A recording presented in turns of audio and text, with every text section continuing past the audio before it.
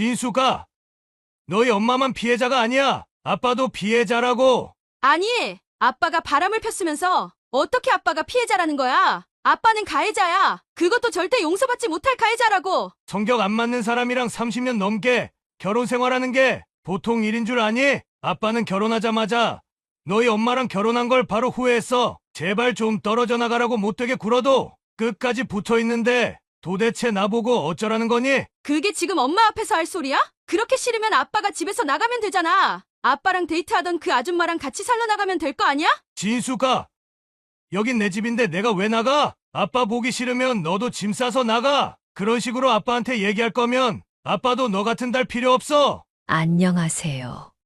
저는 서울에 거주하고 있는 60대 후반 김정순이라고 합니다.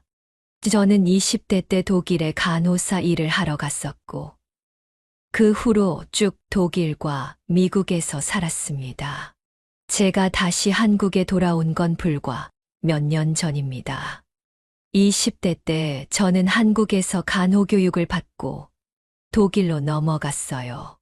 많은 분들이 기억하시겠지만 그때 당시 많은 간호사분들과 광부분들이 독일에 가서 일을 했었죠. 어린 나이에 이국만리 타지에서 일하는 건 여간 힘든 일이 아니었어요. 타지에서 홀로 외롭게 지내고 있던 저를 늘 위로해 주는 사람이 한 명 있었으니 바로 저희 남편이었죠. 저희 남편은 미국에서 나고 자란 교포였고 부모님이 두 분 다 한국 분이셔서 영어도 한국어도 둘 다 능숙하게 잘했어요. 그리고 미국에서 대학을 졸업 후 독일로 출장을 나와 있었고요.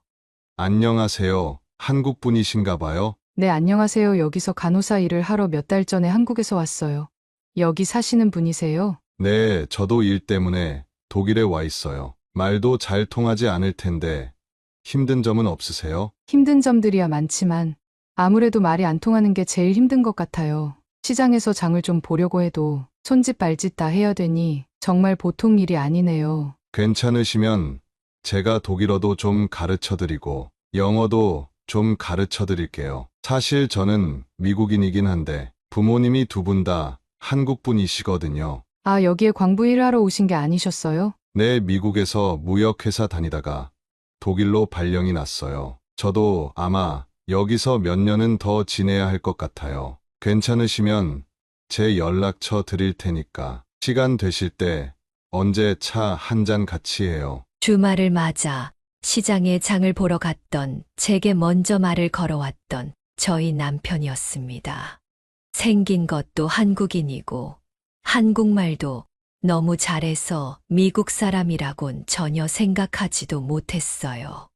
다음 날 남편이 준 연락처로 연락을 했고 나이대도 비슷하고 서로 의지할 곳이 필요했던 저희는 급속도로 친해졌어요. 지구 반대편에서 외롭고 힘들게 지내고 있던 제가 유일하게 의지할 수 있는 사람이라 생각했거든요. 남편은 참 자상하고 배려심이 많은 사람이었어요. 누가 먼저 고백할 것도 없이 남편과 저는 자연스레 연애를 하게 됐고, 몇 년 뒤 제가 한국으로 돌아갈 쯤에 결혼 얘기가 나왔어요. 저는 남편과 같이 결혼 후에 한국에서 신혼생활을 하고 아이도 한국에서 낳아 쭉 한국에서 살고 싶었는데 남편은 저와 생각이 좀 달랐어요. 여보, 우리 결혼하고 한국에서 살면 안 될까? 독일에서 몇 년 동안 지내봤는데 난 아무래도 말도 통하고 음식도 입에 맞는 한국에서 쭉 살고 싶어. 한국에서 살게 되면 내가 마땅히 할 일이 없잖아. 결혼식은 얘기했던 대로 한국에서 올리고 나 따라서 미국으로 가자. 내가 한국에서 일하는 것보다 미국에서 일하는 게 월급도 훨씬 많을 거야. 내가 돈 많이 벌어서 맛있는 것도 많이 사주고 좋은 집에서 살게 해줄게. 그래도 당신이 영어도 잘하고 독일어도 웬만큼 하잖아. 한국어도 잘하니까 서울에서도 일할 기회가 충분히 많을 거야. 나도 한국에서 꾸준히 일할 테니까 그러지 말고 한국에 정착하자. 응. 물론 한국에서도 일을 구하려면 구할 수 있겠지. 근데 지금 내가 다니는 직장을 당장 그만두기도 그렇잖아. 그러면 우리 한국에서 딱 1년만 살아볼까? 당신 회사는 아이 낳으면 육아휴직인가? 그런 것도 쓸 수 있다면서. 우리나라 기업에서는 그런 거 사용하지도 못하는데. 미국 회사니까 사용할 수 있잖아. 결혼식만 올리고 바로 미국으로 떠나려던 남편을 제가 억지로 붙잡았어요. 몇 년 동안 타국에서 생활하며 제 고향인 대한민국이 너무 그리웠거든요. 무엇보다 한국말 쓰는 한국 사람들 속에서 살 수 있다는 게 얼마나 큰 축복인지 깨달았어요. 저와 생김새가 다른 사람들 속에서 이방인으로 산다는 게 얼마나 힘들고 고독한 일인지도 너무나 잘 깨달았고요. 남편과 같이 독일에서 한국으로 돌아와 서울에서 결혼식도 무사히 올렸고 몇 달 뒤 저희 딸 진숙이를 낳았어요. 정말 제 인생에서 가장 큰 축복이자 선물이었어요. 똘망똘망한 우리 딸 진숙이의 눈을 보고 있으면 정말 이 애를 위해서라면 무엇이든 할 수 있을 것만 같았고 세상에서 가장 행복한 아이가 되게 만들어주고 싶었습니다. 그리고 저희 남편도 한국에서의 생활에 나름 적응을 하며 잘 지내고 있는 것 같았어요. 영어 강사를 하며 지내고 있었는데 수입도 남편 생각보다 많아서 꽤 만족하고 있는 것처럼 보였거든요. 그렇게 한국에서 결혼도 하고 아이도 낳고 화목한 가정을 꾸려 같이 행복하게 지낼 일만 남았다고 생각했는데 남편이 뜻밖의 이야기를 꺼냈습니다. 여보, 우리 약속했던 대로 1년 됐으니까 이제 미국으로 넘어가야 하는 거 알지? 나도 약속 지켰으니까 당신도 약속 지켜야 돼. 우리 그냥 한국에서 쭉 살면 안 돼. 진숙이가 조금 더 크면 나도 일하러 나갈 수 있으니까 그때쯤 되면 벌이도 더 괜찮아질 거야. 그리고 당신이 생각했던 것보다 월급이 괜찮아서 만족하고 있던 거 아니었어? 월급이고 뭐고 도저히 한국에서 못 살겠어. 내가 한국인처럼 생기고 한국말도 하지만 난 어릴 때부터 미국에서 컸고 생각도 습관도 다 미국 사람이야. 그래도 시부모님들도 다 한국 분들이시잖아. 다른 외국인들보단 적응하기 괜찮은 거 아니야? 지금은 조금 힘들더라도 천천히 여기서 적응해가면서 같이 살아봐. 내가 독일에서 몇 년 있어 보니까 도저히 외국에서 살 자신이 없어서 그래. 나도 적응해 보려고 했는데 한국식 문화에도 적응 못 하겠고 정인이 의린이 강요하는 분위기도 너무 못 견디겠어. 미국에서 살더라도 내가 외롭지 않게 잘 해줄 테니까 일단 미국에서 1년만 살아보자. 남편이 한국에서 나름 잘 적응하고 지내는 줄 알았는데 제 생각과는 달리 많이 힘들었나 봐요. 그래서 우리가 미국에 건너갈 때 건너가더라도 딸 진숙이가 어느 정도 클 때까지만 한국에 있으면 안 되냐 설득을 더 해봤지만 남편은 고집은 꺾이지 않았죠. 무조건 하루라도 빨리 다시 미국으로 건너가서 살고 싶다는 말만 반복할 뿐이었어요. 한국에 계속 살고 싶은 게 제 마음이었지만 그렇다고 남편의 고집을 제가 억지로 꺾을 수도 없었어요. 왜냐하면 한국에서 1년만 먼저 살아보자는 원래 약속을 남편이 지켜줬기 때문에 제가 더 강하게 얘기를 할 수가 없었거든요. 원래 제 생각에는 한국에서 1년 정도 지내면 우리나라가 참 살기 좋은 나라이고 서양인들이 못 느끼는 사람들 간의 정도 느끼게 되면 자연스레 한국을 좋아하고 더 살고 싶어 할 줄 알았어요. 그런데 남편이 약속한 대로 한국에서 1년 살았으니 이번엔 미국에서 1년만 살아보자고 얘기를 하니 저도 더는 어쩔 수 없었어요. 결국 저희는 태어난 지 1년도 안 된 딸 진숙이를 데리고 미국 동부로 건너가게 됐습니다. 사실 남편은 미국 서부 출신이었기 때문에 그쪽이 남편 고향도 아니었어요. 단지 괜찮은 조건의 직장들이 미국 동부 지역에 몰려 있었기 때문에 그쪽에 정착을 하게 된 거죠. 한국에 있을 때까지는 저에게도, 그리고 우리 딸 진숙이에게도 정말 천사 같고 밤하늘의 별이라도 따다 줄 것처럼 행동하던 남편이 미국에 도착하니 갑자기 사람이 달라지기 시작했어요. 마치 우리 딸 진숙이를 인질로 삼고 어디 한국으로 돌아가려면 돌아가 보라는 듯이 저를 막대하기 시작했거든요. 저한테 하는 모든 말들이 명령으로 바뀌었고 모든 일을 아무 의논 없이 자기 마음대로 처리를 했어요. 그리고 저희 부부간에 생각지 못했던 갈등이 터지는 일이 하나 생겼는데 바로 딸 진숙이의 교육 문제였습니다. 진수가 따라해봐 기억.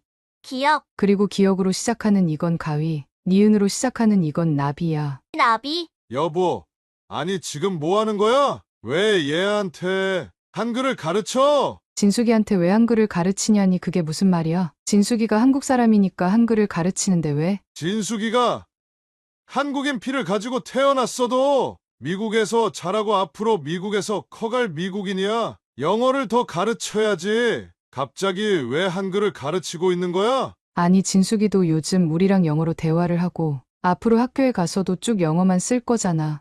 그래도 진숙이가 한국 사람인데 한국말도 어느 정도는 할 줄 알아야지. 진숙이가 왜 한국 사람이야? 앞으로 진숙이는 한국에 갈 일도 없고 쭉 미국에서 살 거니까 한국말 같은 거 못해도 아무 상관없어. 아니 당신도 시부모님한테 한국말을 배웠으니까 지금 나랑 한국어로 얘기하고 있는 거잖아.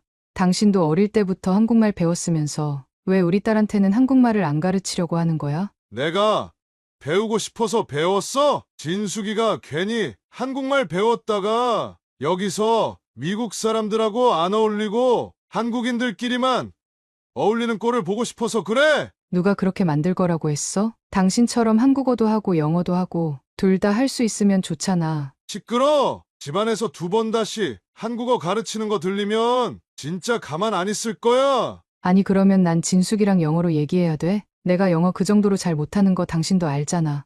그럼 당신도 영어를 더 공부해서 영어 잘하도록 노력해야지. 당신도 지금부터라도 매일 영어 공부해. 진숙이한테 한글 가르치지 말고. 딸 진숙이에게 한글을 가르치는 걸 못마땅해 한 남편이었지만 저는 꿋꿋이 한글을 가르쳤어요.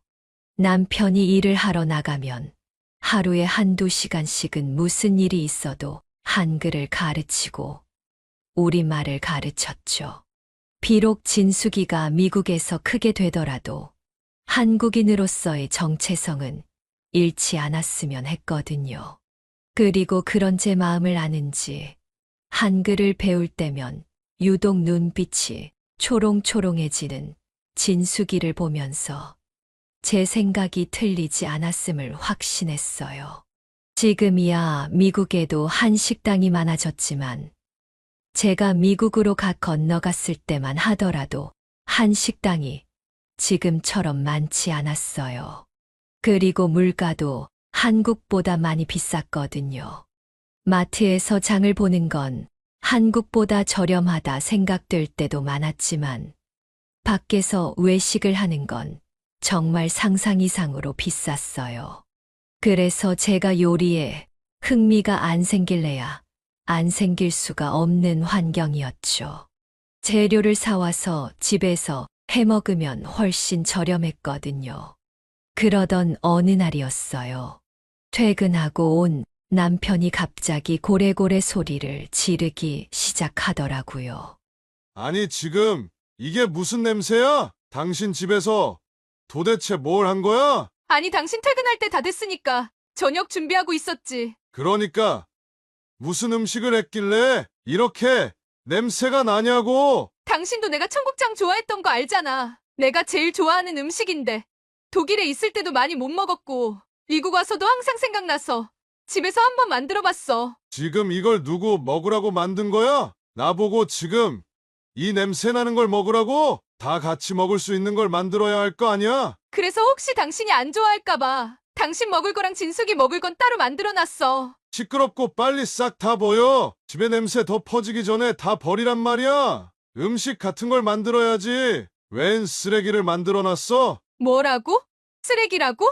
항상 당신이 좋아하는 음식들만 만들어왔잖아. 나도 내가 좋아하는 음식 좀 먹으면 안 돼? 참 취향 한번. 독특하네. 이런 냄새 나는 걸 음식이라고 만들다니. 진짜 이해를 못하겠어. 미국에서 생활하며 항상 그리웠던 게 고향 음식이었어요. 평소에는 늘 남편과 진숙이가 좋아하는 음식들만 만들었는데, 이번엔 저도 제가 좋아하는 음식을 만들어 먹고 싶었거든요. 그리고 딸 진숙이가 제일 좋아하는 음식이 된장찌개의 백반이었기 때문에 진숙이도 청국장을 싫어하진 않을 거라 생각했어요. 하지만 남편이 이렇게 소리까지 지르며 화를 낼 줄은 몰랐어요. 저는 피자와 햄버거를 그렇게 좋아하지 않지만 늘 남편 입맛에 맞춰 며칠씩 피자와 햄버거를 먹게 돼도 실증 한 번 낸 적 없었는데, 청국장 한 번 만들었다고 이상한 사람 취급하는 남편이 무척이나 서운했습니다. 빨리 안 버리고 뭐해? 당신이 안 버리면 내가 버린다? 더 화내기 전에 얼른 버려. 아니, 그래도 내가 고생해서 만든 건데 당신한테 먹으라고는 안 할 테니까 버리라고는 하지 마. 내가 먹으면 되잖아. 아휴, 진짜 못 살아. 그러면 여기 식탁에서 같이 먹지 말고 밖에 나가서 따로 먹어. 도저히 냄새나서 못 버티겠으니까 그거 들고 집 밖으로 나가라고. 아니, 내가 걔도 아니고 음식 들고 밖에 나가서 먹으라는 거야? 진짜 너무한 거 아니야? 내가 당신 보고 억지로 먹으라는 것도 아니고 그냥 나 혼자 먹겠다는데 진짜 이렇게까지 해야겠어? 일단 식탁에서 좀 치워. 밖에 나가서 먹든지 어디 화장실에 가서 먹든지 내 눈에 안 보이는 곳에 가서 혼자 먹어. 그리고 다시는 그 음식 만들지 마. 한 번 더 내 집에서 그 음식 만들면 진짜 집에서 쫓아낼 줄 알아. 혼자 작은 방에 청국장을 들고 가 작은 상을 펴놓고 혼자 저녁을 먹었어요. 너무 서러움이 북받쳐서 저도 모르게 눈물이 흘러내리더군요.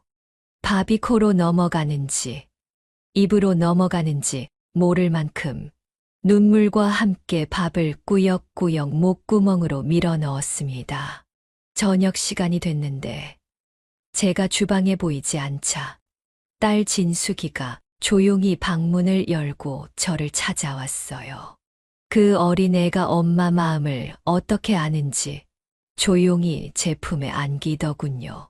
엄마, 나도 한번 먹어봐도 돼? 된장찌개랑 비슷한 거 같은데? 진수가 아마 너 입맛에 안 맞을 수도 있어. 만약 맛 없으면 뱉어도 되니까 한번 먹어볼래? 제가 청국장에 공깃밥을 얹어 진숙이 입에 떠다 주니 제 생각과는 다르게 정말 맛있게 먹더라고요. 아빠는 이거 싫어할지 몰라도 난 좋은데 다음에 아빠 집에 없는 날에 같이 해 먹자. 진수가 어때 먹을만해? 그래도 엄마는 진숙이가 있어서 버틸 수 있어. 엄마가 해준 것도 없는데 항상 바르게 잘 커줘서 고마워. 저는 집에서 그런 대접을 받으며 살아왔어요. 이혼 생각도 수없이 났지만 딸 진숙이를 놔두고 혼자 한국으로 돌아갈 엄두가 안 났거든요. 서럽고 화나는 일이 많아도 제가 참는 거 말곤 다른 방법이 없었어요. 그렇게 세월이 흘러 어느새 저희 딸 진숙이가 20살이 되었어요. 미국 서부에 있는 대학에 합격을 해서 집이 있는 미국 동부에서 미국 서부로 떠나게 됐습니다. 그리고 그때쯤 저희 남편도 큰 결정을 내리게 됐습니다. 남편이 미국 동부에서 하던 일을 그만두고 고향인 미국 서부로 이사를 가자고 하더라고요. 마침 딸 진숙이도 미국 서부로 대학을 가게 되니 온 가족이 이사를 가게 된 셈이었어요. 이곳에 오래 살아서 이 지역에 나름 정도 들었지만 남편이랑 딸을 따라 같이 이사를 갈 수밖에 없었어요. 그래도 미국 서부 지역이 한국인들이 가장 많이 사는 지역이기도 하고, 1년 내내 날씨도 화창하고, 사람들이 친근하고 밝다는 얘기를 많이 들었어요. 오랜 기간 우울증을 앓고 있던 저한테 밝고 화창한 날씨가 큰 도움이 될 것 같다는 생각도 들어서 마냥 싫지만은 않더라고요. 남편은 그동안 직장 생활을 하며 얻은 노하우를 가지고 자기 고향에서 사업을 시작하고 싶다고 했어요. 딸은 새로운 대학 생활, 저는 밝고 화창한 날씨와 친절한 사람들, 그리고 남편은 새로운 사업, 우리 가족은 모두 각자의 미래를 꿈꾸고 미국 서부로 함께 이사를 갔습니다. 저도 새로운 곳에서 새 삶을 살고 싶단 희망에 부풀어 있었죠. 내가 이곳으로 이사 오자고 했을 때 왜 날 안 말렸어? 당신을 왜 말리지 않았냐니? 그게 무슨 소리야? 여기 오자고 했던 것도 당신이잖아. 또 뭐가 마음에 안 드는 일이 생겼길래 내 핑계를 대는 거야? 내가 여기서 사업한다고 했을 때 나를 좀 말리지 그랬어. 그냥 하던 일이나 계속하라고 얘기 한번 해줄 수 있었잖아. 왜 나한테 아무런 말도 없었냐고. 아니, 내가 뭘 잘못했다고? 나한테 성질을 부리는 거야? 당신이 하는 사업이 잘 안 풀리는 게 내 탓이라는 거야? 당신만 믿고 미국까지 건너온 나는 무슨 죄야? 왜 항상 잘 안 풀리는 일들이 생기면 다 내 탓을 하는 거냐고? 주위의 친구들은 다들 사업한다고 말하면 와이프들이 몇 번씩이나 말린다던데 왜 당신은 아무 말도 없었냐고. 남편이 자신만만하게 시작했던 사업은 남편 생각처럼 잘 풀리지 않았어요. 저는 장사를 하든 사업을 하든 세상 모든 일들은 똑같다고 생각해요. 처음에 조금 어려움을 겪더라도 희망을 잃지 않고 묵묵하게 해나가면 언젠가는 노력이 보상받는 날이 온다고 생각하거든요. 그런데 남편은 작은 일 하나하나에 일희일비하고 너무 감정이 요동치는 것 같아 보였어요. 이왕 시작했으면 죽이 되든 밥이 되든 끝까지 한번 해볼 생각을 안 하고 말이죠. 그날 하루 일이 잘 풀리면 얼굴에 미소가 가득했고, 그날 하루 일이 잘 풀리지 않으면 얼굴이 완전 죽을 상이었어요. 그리고 저를 대하는 태도도 그날 남편의 일이 잘 풀렸나 잘 풀리지 않았냐에 따라 천차만별이었죠. 어느 날은 처음 연애를 할 때처럼 세상 부드럽고 상냥하게 대하다가 또 어느 날은 철천지 원수를 대하듯 모든 화살을 저한테 돌렸어요. 그런 남편의 성격 때문에 하루하루 지옥과 같은 날들을 보냈지만 하늘이 돕는지 어느 날부터인가 남편의 표정이 점점 밝아지더라고요. 하루 이틀 그런 게 아니라 한 달 넘게 표정이 밝은 남편을 보고 짐작을 했어요. 남편이 하는 일이 조금씩 잘 풀리고 있다는 걸요. 그렇게 몇 달이 지나고 남편 사업이 어느 정도 안정됐을 때 일이에요. 어느 날 남편이 저한테 말도 없이 차를 바꿨더라고요. 사업을 하려면 차부터 좋은 걸로 바꿔야 한다면서 말이죠. 아니 여보, 마당에 주차되어 있는 차 당신 거야? 얼마 전에 계약했었는데 오늘 받아가지고 왔어. 내가 차에 대해선 잘 모르지만 너무 비싼 차 아니야? 그냥 좋아 보이는 정도가 아니라 무슨 영화에나 나올 만한 그런 차잖아. 얼마 주고 샀어? 그냥 줄 만큼 줬어. 내가 얼마 주고 샀는지 당신한테 일일이 얘기를 해야 돼. 걱정돼서 그러지. 당신 하는 일이 잘 풀리면 당연히 나도 좋은 건데 너무 큰 돈을 쉽게 쓰는 게 아닌가 싶어서 말이야. 다 필요하니까 산 거야. 내 일은 내가 알아서 할 테니까 신경 쓰지 마.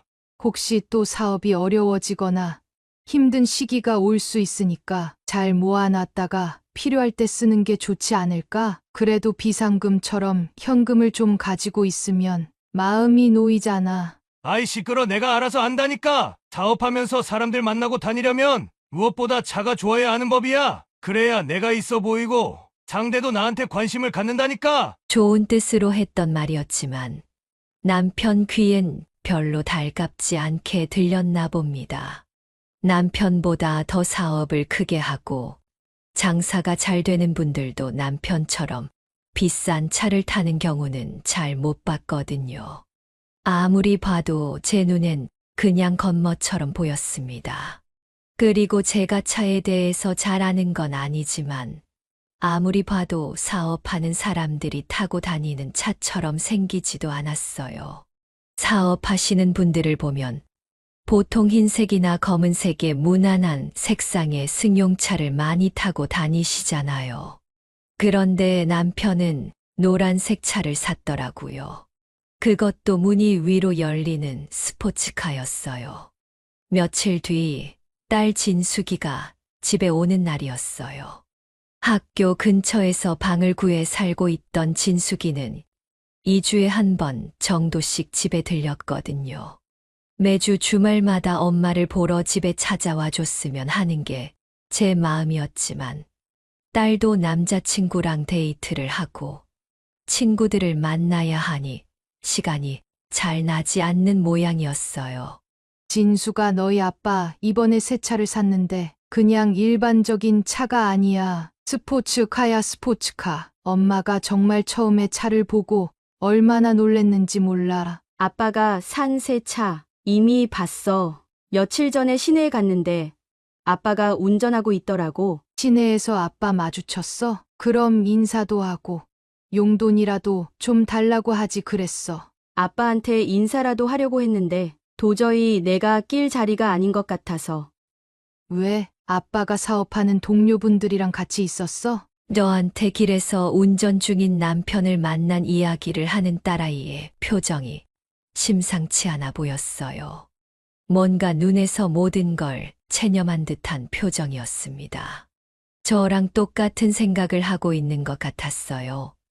사업 시작한 지 얼마 됐다고 벌써부터 겉멋에 빠져 돈에 넘치는 비싼 차를 구매한 건지 한심해하는 듯한 느낌을 받았거든요. 아빠가 사업하는 동료분들이랑 같이 있었냐고? 아니, 어떤 할머니랑 데이트 중이던데? 뭐라고? 여자랑 데이트를 하고 있었다고? 딸이 이를 꽉 깨문 채 말을 이어나갔습니다. 양손에 쥔 주먹을 부르르 떨며 분노를 주체하지 못하고 있었어요. 진수가 너가 잘못 봤겠지. 그냥 아빠가 사업하다 알게 된 여자분 아닐까? 사업하다 알게 된 여자랑 입도 맞춰? 사업 같이 하는 동료들끼리 입맞춤도 하냐고? 저는 순간 망치로 머리를 얻어맞은 것처럼 머리가 멍해졌습니다. 그리고 극심한 두통이 뒤따라왔어요. 가정에 그렇게 충실했던 남편은 아니었지만 그렇다고 남편 하나만 믿고 아무 연고도 없는 미국으로 건너온 저를 두고 바람을 폈다니 정말 믿을 수가 없었습니다. 사람이라면 그런 짓을 할 수 없을 거라 생각했어요. 망연자실에서 초점을 잃은 채 허공만 바라보고 있는 제 손을 감싸며 딸 진숙이가 말을 이어갔어요. 엄마도 이제 아빠랑 헤어지고 엄마 인생을 살았으면 좋겠어. 어릴 때부터 항상 엄마만 당하면서 사는 것 같고 모든 게 아빠 마음대로였잖아. 이혼이라는 게 그렇게 쉬운 게 아니니깐 그렇지. 엄마가 아빠랑 이혼하게 되면 어디 갈 곳도 없어. 널 두고 혼자 한국으로 돌아가는 거 말곤 다른 선택지가 없거든. 남편은 그날 밤 늦은 시간이 돼서야 집에 들어왔어요. 오늘 하루 일이 정말 바빴다며 녹초가 된 채 얘기하더군요. 남편의 표정은 분명 지쳐 보였어요. 하지만 일이 바빠서 지친 게 아니라는 건 저도 알고 딸도 잘 알고 있었죠. 다른 여자를 만나 데이트를 하고 들어와 일 때문에 지친 척하는 남편이 가증스러워지기 시작했습니다. 당신 나랑 진숙이한테 할 얘기 없어? 무슨 얘기? 딱히 할 얘기 없는데? 나랑 진숙이한테 숨기는 거 없냐고? 우리 앞에서 부끄럽지도 않아? 아니, 무슨 소리라는 거야? 도대체 사람이 좀 알아듣게 얘기를 해봐. 내가 부끄러울 게 뭐가 있다고 엉뚱한 소리야? 분명 마음속으로 찔리는 게 있을 텐데 끝까지 모르는 척 잡아대는 남편이었어요. 화가 머리끝까지 났지만 저보다 더 분노하고 있는 딸 진숙이가 보였습니다. 순간 딸이 화를 주체 못하고 남편한테 달려들더군요.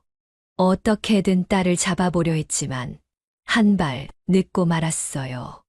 아빠, 내가 다 봤어. 내가 다 봤다고. 보긴 뭘 봤다는 거야? 아니, 너희 엄마도 그렇고, 너도 그렇고, 자꾸 이상한 소리 할래? 오늘 뭐 잘못 먹었어? 진짜 끝까지 모른 척한다 이거지? 잡아봐. 여기 내 휴대폰 속에 있는 이 사진들 보라고. 이걸 보고도 모른 척할 셈이야?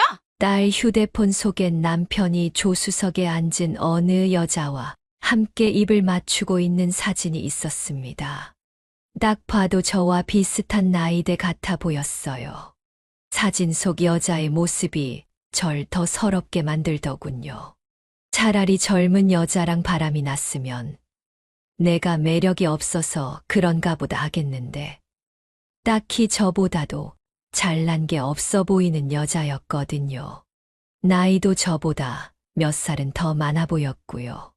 아니, 이 사진은 언제 찍은 거야? 너 하라는 공부는 안 하고, 아빠 미행이나 하고 다니는 거야? 그렇게 사람들 시선 끄는 차를 타고 다니면서 눈에 안 띌 거라고 생각했어?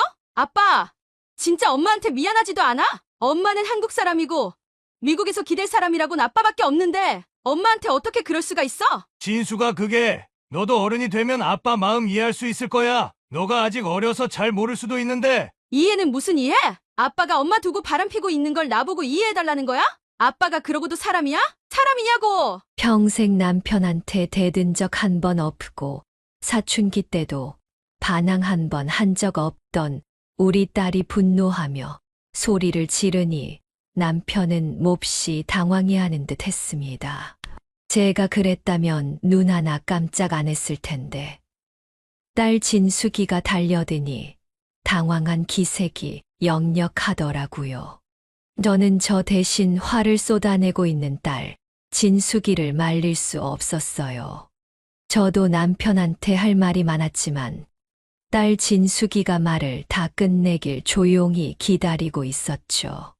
진수가 너희 엄마만 피해자가 아니야. 아빠도 피해자라고. 아니 아빠가 바람을 폈으면서 어떻게 아빠가 피해자라는 거야? 아빠는 가해자야. 그것도 절대 용서받지 못할 가해자라고. 성격 안 맞는 사람이랑 30년 넘게 결혼 생활하는 게 보통 일인 줄 아니? 아빠는 결혼하고 미국에 건너오자마자 너희 엄마랑 결혼한 걸 바로 후회했어. 제발 좀 떨어져 나가라고 못되게 굴어도 끝까지 붙어 있는 걸 도대체 나보고 어쩌라는 거니? 그게 지금 엄마 앞에서 할 소리야? 그렇게 싫으면 아빠가 집에서 나가면 되잖아. 아빠랑 데이트하던 그 아줌마랑 같이 살러 나가면 될 거 아니야?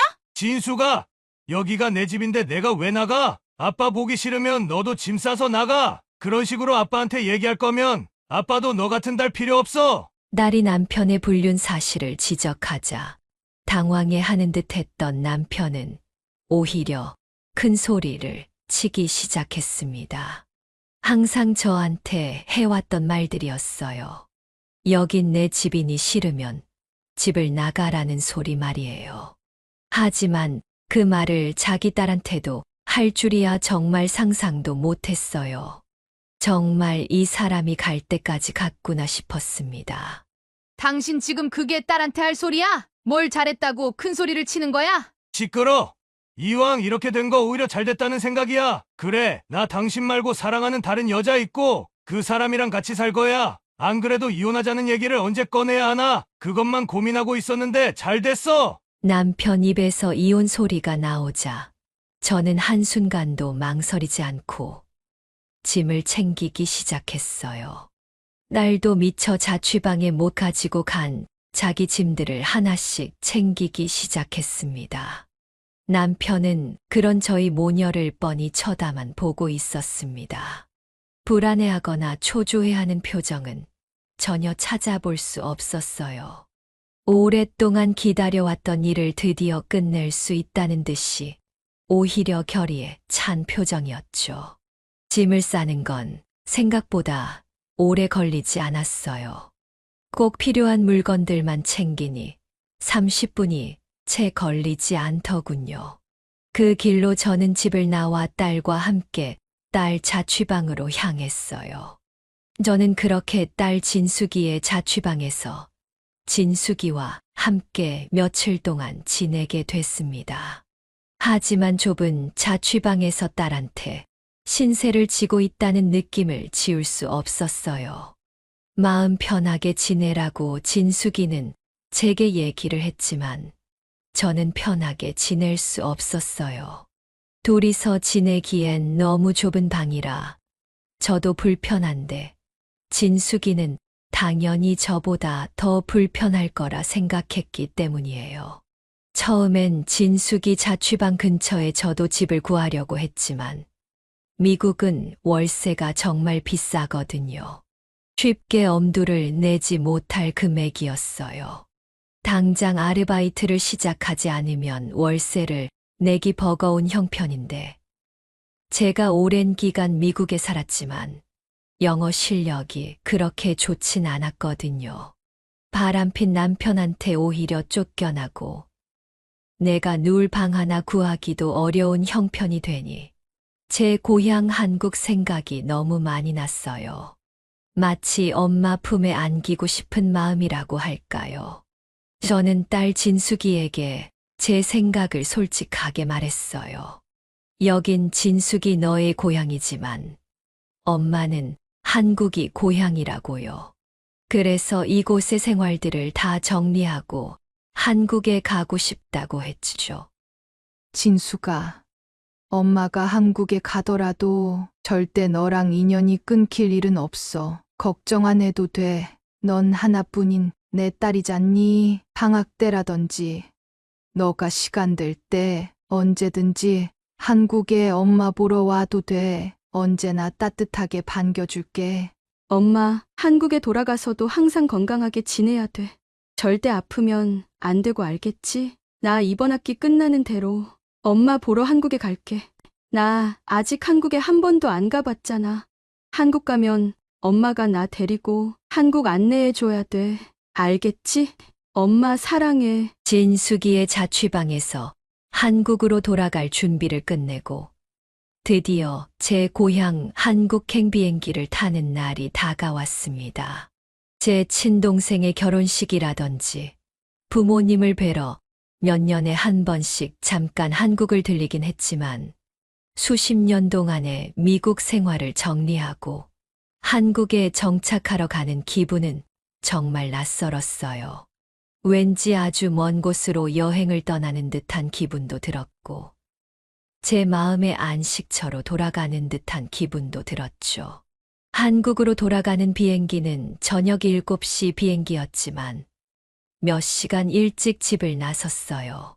제가 한국에 돌아가기 전에 한 가지 해야 할 일이 있었거든요. 영어로 나눴던 대화지만 우리말로 번역해서 들려드릴게요. 안녕하세요. 제가 제보를 할 게 있어서 왔는데요. 어느 분하고 얘기하면 될까요? 안녕하세요. 제보를 하러 오셨다고요? 어떤 내용이신지 말씀해 주시면 담당자분 연결해 드릴게요. 저희 지역에서 사업하는 어떤 사람이 자기 사업 좀 잘 되게 해달라고 뇌물을 주고 받았거든요. 그리고 뇌물뿐만이 아니에요. 직원들한테 당연히 줘야 할 월급도 떼먹고 다 주지 않았더라고요. 혹시 지금 말씀해 주신 걸 증빙할 만한 증거 자료들을 가지고 계시나요? 물론이죠. 제가 순서대로 정리까지 다 해놨으니 한번 읽어보시면 수사하시는데 많은 도움이 되실 거예요. 전 제가 가지고 온 큰 서류 봉투를 경찰관에게 넘겨줬습니다. 제가 남편 집에서 짐을 챙겨 나온 날, 옷장 안을 뒤지다 발견한 서류였어요. 뭔가 중요한 서류 같다는 느낌이 들어 바람핀 남편 어디 혼줄 한번 나봐라는 마음에 일단 들고 나왔었죠. 그리고 딸 진숙이의 자취방에 도착해서 짐을 풀며 그 서류들을 읽어봤고 거긴 아주 중요한 내용이 담겨 있었어요. 남편이 돈을 주고받은 사람들의 이름과 연락처, 금액, 그리고 자기 밑에서 일한 직원들이 실수한 것을 약점으로 삼고 원래 약속했던 월급을 다 받지 않아도 괜찮다는 각서들을 받아놨더라고요. 평생 저를 업신여기고 집에서 입도 뻥긋 못하게 사람을 쥐잡듯 잡아댔던 남편, 그리고 결국엔 조강지처를 벌이고 불륜을 저지른 남편에게 제가 할 수 있는 유일한 복수이자 최고의 복수였어요. 경찰관에게 제 연락처를 주고 저는 곧장 한국행 비행기를 타고 꿈에 그리던 제 고향 서울에 도착했습니다. 비행기를 타고 서울로 돌아가는 내내 정말 뿌듯하고 속이 시원하더라고요. 제가 만약 이걸 발견하지 못했더라면 한국으로 돌아가는 비행기 내내 억울해서 울고만 있었을 테니까요. 한국에 돌아오고 딸 진숙이를 통해 남편의 소식을 전해드릴 수 있었습니다. 경찰서와 노동청에서 남편에 대해 수사를 시작했고, 남편은 그 지역에서 가장 비싼 변호사를 고용해서 무죄를 주장했지만 받아들여지지 않았죠. 결국 그 후로 몇 년간의 실형을 살았고, 얼마 전 출소를 했다는 소식을 들었어요. 당연히 전 남편이 교도소에 있는 동안 남편과 바람을 폈던 여자는 남편을 떠났죠. 그리고 다시 혼자가 된 남편은 제 지인에게 제 연락처와 저희 딸의 바뀐 연락처를 물어봤다고 해요. 용서를 빌고 다시 남편이자 아빠로 돌아가고 싶다고요. 그 얘기를 듣고 정말 헛웃음도 안 나오더군요. 단 1초의 고민도 없이 절대 저와 제 딸의 번호를 알려주지 말라고 했습니다. 요즘 저는 한국에서 소소하지만 행복한 노후를 보내고 있습니다. 독일과 미국에서 살 때는 사람들 속에 있어도 어딘가 허전하고 외로운 느낌, 공허한 느낌을 받았는데 제 고향 한국에서는 그런 느낌을 한 번도 받은 적이 없어요. 같은 말을 쓰고 같은 문화를 공유하는 한국인 사이에 어울려 사는 즐거움을 마음껏 만끽하고 있죠. 지금까지 제 사연을 들어주셔서 진심으로 감사드려요. 이 이야기를 듣는 내내 당하고만 사는 제가 답답하게 느껴지셨겠지만 마지막에 제가 전 남편에게 복수를 한 이야기를 듣고 부디 속이 시원하셨으면 좋겠습니다. 항상 참고 사는 게 좋은 거라 생각하며 평생을 살았지만 요즘 들어 제 생각이 잘못됐었다고 느껴요. 항상 큰 소리치고 자기 주장만 강하게 내세우면 안 되겠지만 필요할 때는 또 그렇게 할 줄 알아야 한다는 생각이 듭니다. 저는 그렇게 하지 못해 평생 당하고만 살았거든요. 이 사연을 듣는 여러분들은 부디 저 같은 실수를 하시지 않았으면 하는 마음에 제 사연을 이렇게 들려드리게 됐습니다. 항상 여러분 가정엔 행복한 일들만 있길 바라며 저는 이만 물러가겠습니다. 감사합니다.